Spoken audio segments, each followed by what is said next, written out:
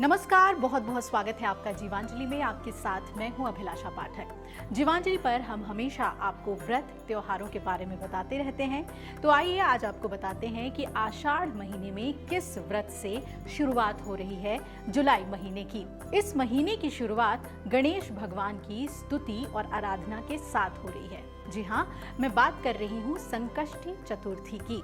और इस बार की जो संकष्टी चतुर्थी है वो है कृष्ण पिंगल संकष्टी चतुर्थी। कब ये व्रत पड़ रहा है, शुभ मुहूर्त क्या है, इसे करने की विधि क्या है, सब कुछ बताते हैं आपको। तो कृष्ण पिंगल संकष्टी चतुर्थी भगवान श्री गणेश को समर्पित संकष्टी चतुर्थी का एक विशेष व्रत है और हर महीने कृष्ण पक्ष की चतुर्थी तिथि को संकष्टी चतुर्थी मनाई जाती है और हर महीने इसकी एक अलग महिमा, नाम और पूजनीय गणेश स्वरूप बताया गया है। इनमें से ही एक है कृष्ण पिंगल संकष्टी चतुर्थी।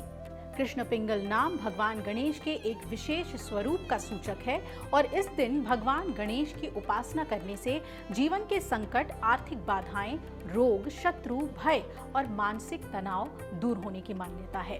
कृष्ण पिंगल नाम का अर्थ ही है श्याम और गहरा वर्ण। पिंगल का अर्थ है ताम्र वर्ण, सुनहरा भूरा अथवा तेजस्वी आभा वाला। तो इस रूप में भगवान गणेश को ऐसे देवता के रूप में देखा गया है जो अज्ञान के अंधकार को दूर कर ज्ञान का प्रकाश देते हैं। वो भक्तों के संकट को नाश कर देते हैं और जीवन में स्थिरता और सफलता देते हैं। आइए इसके धार्मिक महत्व की बात करें। शास्त्रों के अनुसार कृष्ण पिंगल संकष्टी चतुर्थी का व्रत करने से सभी प्रकार के विघ्न दूर होते हैं और रुके हुए कार्य पूरे होने लगते हैं। धन धान्य और समृद्धि की प्राप्ति होती है, शिक्षा एवं बुद्धि में वृद्धि होती है और परिवार में सुख शांति बनी रहती है। ग्रह दोषों के अशुभ प्रभाव भी कम होते हैं।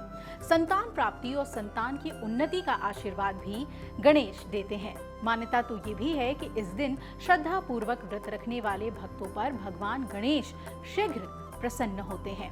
आइए अब इसकी तिथि और शुभ मुहूर्त भी आपको बता दें।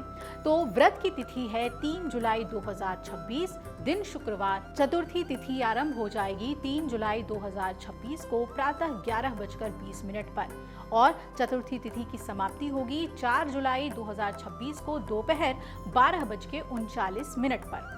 संकष्टी चतुर्थी का व्रत उस दिन रखा जाता है जिस दिन रात्रि में चतुर्थी तिथि के दौरान चंद्र दर्शन हो। इसलिए 2026 में ये व्रत 3 जुलाई यानी शुक्रवार को आप रख सकते हैं। पूजा विधि जान लीजिए।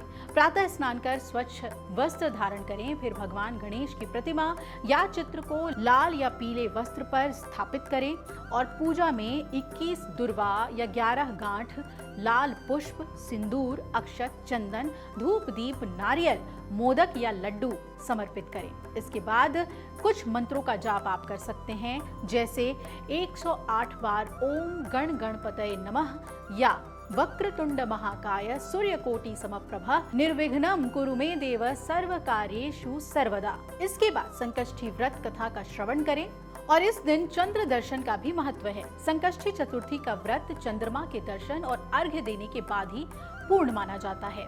रात्रि में चंद्रमा को जल, अक्षत, पुष्प और दूध मिश्रित जल से अर्घ्य दें। इसके बाद भगवान गणेश की फिर से आरती करें और प्रसाद ग्रहण करके व्रत का पारण करें। इस दिन आप निर्जला व्रत भी रख सकते हैं और अगर संभव ना हो तो फलाहार कर सकते हैं। तामसिक भोजन, मांस, मदिरा, लहसुन, प्याज और अनाज से इस दिन परहेज किया जाता है, यानी कि पूरी तरीके से पूर्ण व्रत का पालन करना है।